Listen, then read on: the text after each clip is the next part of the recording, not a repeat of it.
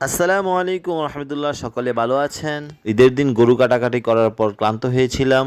ঈদের দ্বিতীয় দিন ভাইদেরকে নিয়ে ঘুরতে বের হলাম, তাই একটি আমরা রিক্সা নিয়ে নিলাম। রিক্সার ভাড়া ছিল 100 টাকা, শিবপুর কলেজ গেট থেকে চিনাদি বিল পর্যন্ত।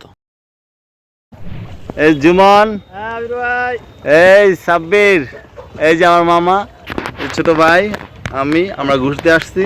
খুবই চমৎকার একটি জায়গা। পানিটা কত স্বচ্ছ আর সুন্দর, বিভিন্ন নৌকায়।